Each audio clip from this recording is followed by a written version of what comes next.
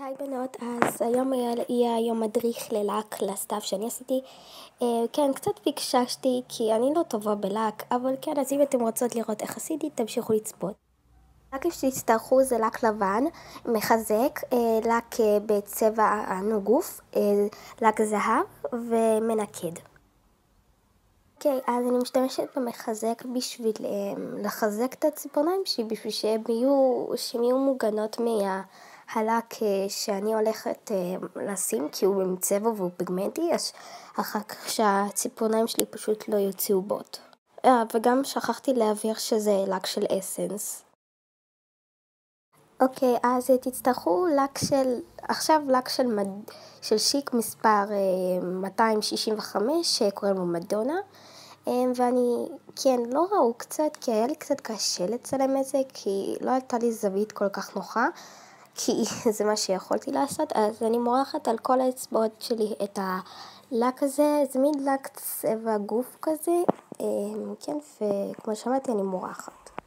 אוקיי, עכשיו אני לוקחת לק של שיק זהב, אין לו מספר, זה מין מסדרה כזאת שהייתה לי פעם, ואני לא עושה מין כף של פרנץ', אני עושה מין כף של פרנץ', אבל חצי כאילו הלק הצבע גוף, וחצי הלק זהב, אם אתם איך שהבנתם אותי, אז זה לא יצא הכי ישר בעולם, כי לא היה לי סלוטאפ או עזרה כלשהי, אז אני מצטערת אם זה יצא קצת פיקשוש, כי אני לא חזקה בדבר של הלקים, כי אני רציתי שהערוץ הזה גם יהיה ערוץ של לקים וזה, כי רציתי קצת ללמוד ואני מאוד אוהבת למרוח לק, אז כן, אז אני עושה את זה.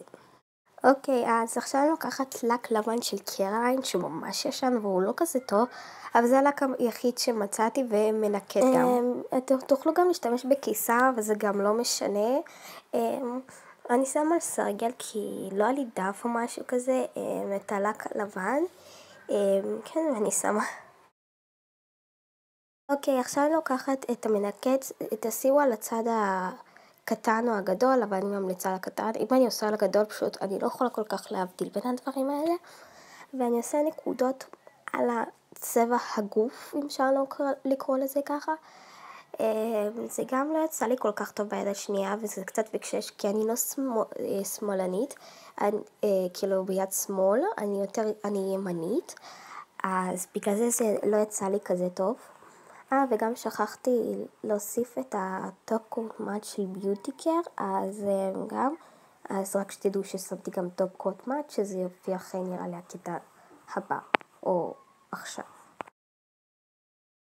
ולא יודעת למה המצלמה ככה זזה לי, אז עכשיו אני שמה את הטופ קוט מאט של ביוטי קר, כמו שאמרתי, פשוט שכחתי להוסיף את זה בהתחלה, שהראיתי את הלקים, אז אני פשוט מורחת, כי אני אוהבת מראה של מאט, ולא מראה מבריק.